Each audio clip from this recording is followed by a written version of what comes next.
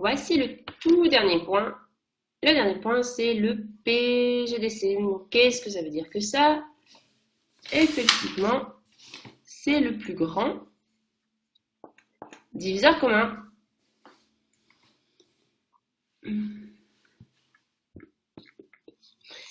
C'est-à-dire qu'on va prendre un nombre, typiquement 18, et on va chercher ses diviseurs. Donc, le plus simple pour trouver ses diviseurs, c'est de partir du premier. Donc, 1, 18, 2, 9, 3, 6, et c'est tout. Ensuite, prenons 12. Donc, 1, 12, 2, 6, 3, 4. Ok, nous avons tous les diviseurs. Est-ce qu'ils ont un diviseur commun? Ils ont le 1, le 2, le 3. Le plus grand, c'est le 3. Donc, le PGDC de 12 et de 18 est égal à 3. Donc, comment trouver le PGDC sans passer par l'étape je décompose ou je fais tous les diviseurs? Là, il existe aussi quelques petites techniques. Le mieux, c'est d'être fort en calcul mental. Des fois, on peut avoir l'un qui est diviseur de l'autre.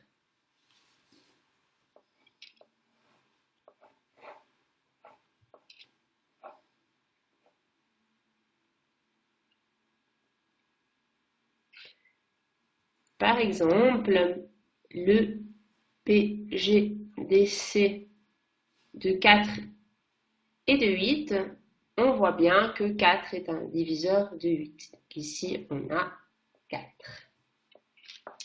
Une autre technique, c'est de dire quand on trouve un diviseur, on le double ou on le triple,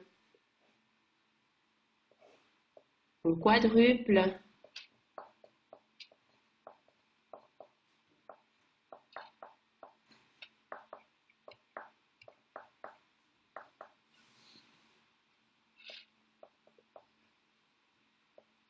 On le double, ou alors, je répète, on le triple, on le quadruple, etc. Exemple, le PGDC de 60 et de 72, on voit bien que 6, c'est un diviseur de 60 et de 72. Alors, 6 fois 10, 60, 6 fois 12, 72.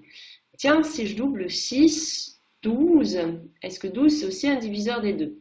Ah oui, c'est un diviseur des deux. Je double encore, 24, est-ce que 24 est un diviseur des deux? Ah, non, là, ça ne marche pas. Donc, c'était 12, le plus grand diviseur commun. D'accord? Donc, je laisse copier tout ça. Et puis après, on va juste s'intéresser à quelque chose de très important, qui sont les critères de divisibilité. Pour diviser un nombre, il faut les connaître.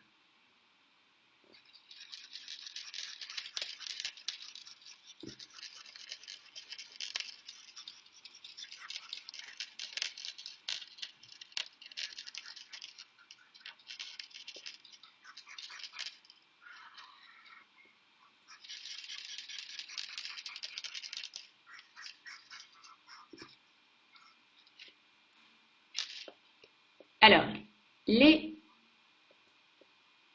critères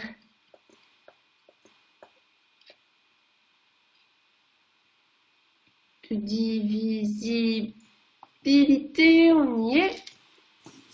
Alors, bien sûr, facile par 2, il faut un nombre pair. Par 3, il faut que la somme, donc on va voir ensemble que ce symbole, ça veut dire somme des chiffres, ce soit un multiple de 3. Tiens, par 4, on doit pouvoir diviser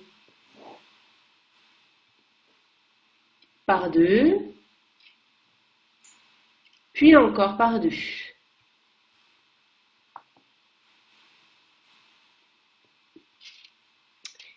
par 5. Très simple celui-là, il faut que le nombre se finisse, donc il est fini, soit par 0 ou 5. Par 6, il faut que le nombre il soit divisible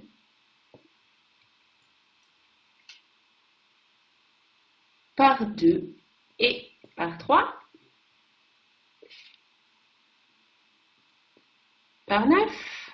Pareil, presque pareil que pour le 3, il faut que la somme des chiffres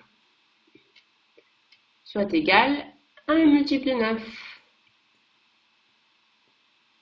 Donc ça, c'est du connu. Et le tout dernier, par 10, ça doit se terminer par 0. Par 100, ça se termine par 2 zéros, etc. etc.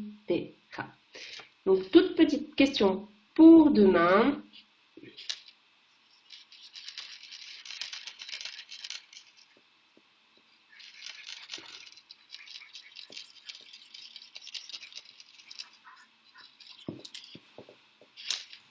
Quel est le PGDC de 40 et de 60? Et là aussi, qu'est-ce que tu utilises comme technique? Et bonne chance à toi!